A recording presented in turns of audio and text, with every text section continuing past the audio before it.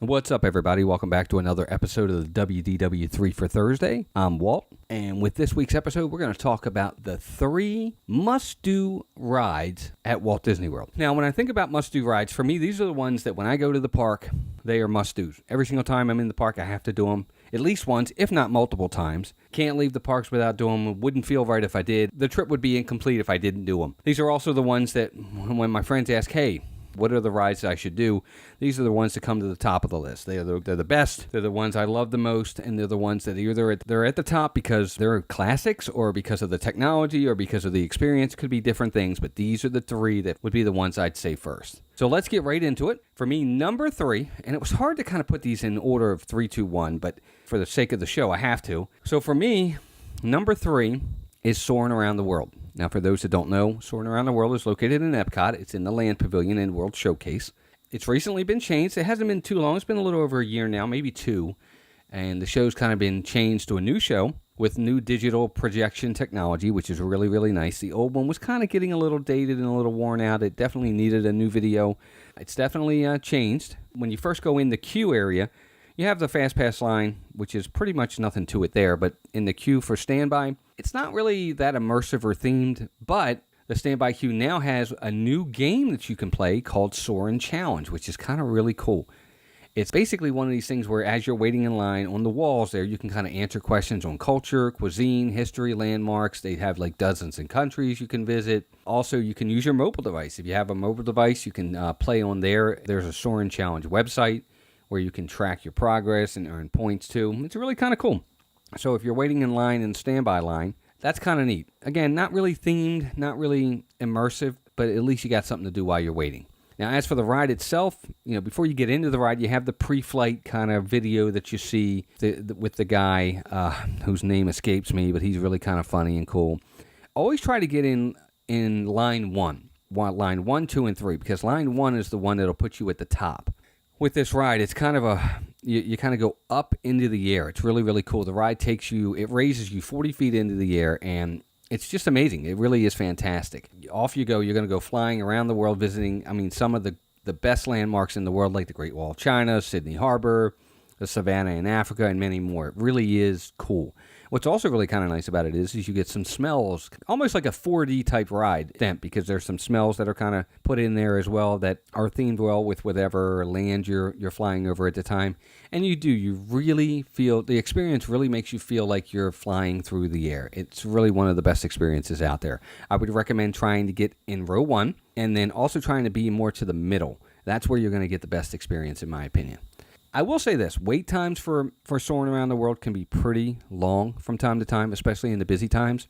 I've seen 90, 120 minutes, 150 minutes, especially during the busy times of the year. So this is a definite fast pass for sure. If you can get a fast pass, get it. It's important, because if not, there's a possibility that you could be waiting in line for a long time. Because even during the times when it's not that busy down there, you're still looking at 30 to 40 minutes. There you go. That's my number 3. That's my number 3 must-do ride at Walt Disney World. Let's move on to number 2. And when it comes to this, again, this was so hard to pick between 2 and 1 because they each have their unique thing about them. So it wasn't something I could just say, oh, definitely. Ultimately, I had to make a choice. So for me, number 2 is Flight of Passage. Now, Flight of Passage is over at Animal Kingdom, and it's in the new Pandora, the World of Avatar. Pandora, the World of Avatar opened in May of 2017. This is a new land over in Animal Kingdom, so hasn't been around too long. It's based off the movie Avatar, and this is definitely, Flight of Passage Pandora is a bona fide e-ticket attraction. It is unbelievable. Now let's start with the queue. The queue is one of the most immersive and wonderfully themed queues at any park anywhere in the world. Now, I haven't been all around the world, I'll admit that, but I've seen a lot of stuff, whether it be on video or pictures or this, that, or the other. I do my homework on this stuff. I think this queue is one of the best out there. I really, really do. It's unbelievable. You go through a massive route structure, and you're able to take in some of the best views of the floating mountains in Pandora in this area, and it's just fantastic. There's an area that, you can have photo ops in there. It's really, really cool, and that's just the outside of the queue. When you get inside, now again, this is the standby queue. Fast Pass queue is pretty cool too, but again, the standby queue is really where it's at. As you continue through, go down the passageways, this leads to like cavern-like structures where you'll be able to see like some beautiful paintings and murals and totems in celebration of the Banshees, because the Banshees are pretty much what you ride. and they really are beautiful. But also, as you keep going on, and again, this is the cue, as you keep going on, you'll go through this old abandoned RDA facility with a lab that's been partially restored. And you'll see some really cool experience in progress, including one of the coolest animatronics I'm telling you you'll ever see. This animatronic is supposed to be an avatar that's encased in this glass-like structure filled with water, and this animatronic looks about as real can be. It's unbelievable. It's really fantastic. I'd hate to say stand in a standby queue if you can get a fast pass, but this standby queue is pretty cool.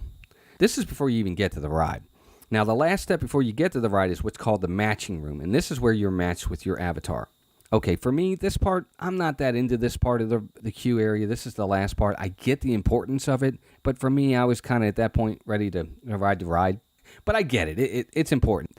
It's part of the story that they're trying to tell for the rides. But then comes the ride itself, and talk about exhilarating. This is one of the best rides out there. It's just phenomenal. The visuals are both incredible and beautiful. It's unlike anything I've ever experienced. I know that some people kind of liken it to Soaring, but for me, it's different. It's one of the most amazing rides I've ever been on. And to be honest, I used to think Harry Potter's ride, the Forbidden Journey over at Universal, and I hate to bring Universal up, I used to think that was the best ride, best themed ride, the most exhilarating, wonderful ride I ever experienced. And it's still really up there, but I think Flight of Passage has passed it for me. You really feel like you're flying, and the effects make it feel like you're on a real Banshee.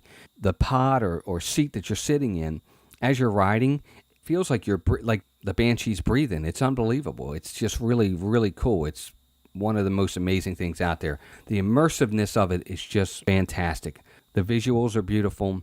You really feel like you're flying. It's just an amazing ride. I will say, again, like I said about Soaring, I'll say it with this one too. It is by far a must-do for FastPass. I have seen the lines for the standby queue as high as 300 minutes.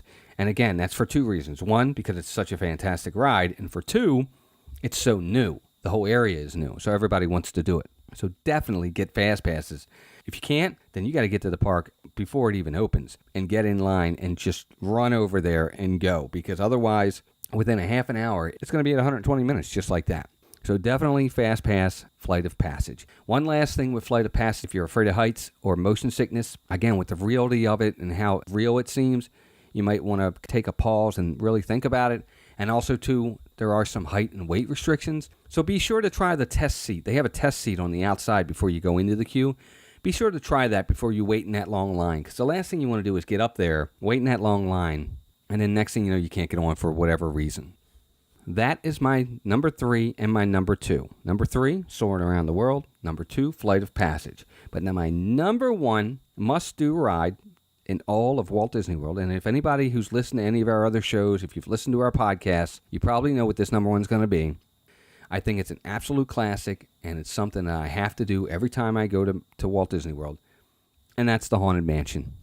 Haunted Mansion, for those that may not know, if you're first-timers, it's over at Magic Kingdom in Liberty Square, and it's a classic. It's one of the, it's not one of the originals, but it's been around for so long, it feels like one of the originals, and I just love this ride. I think it's just fantastic.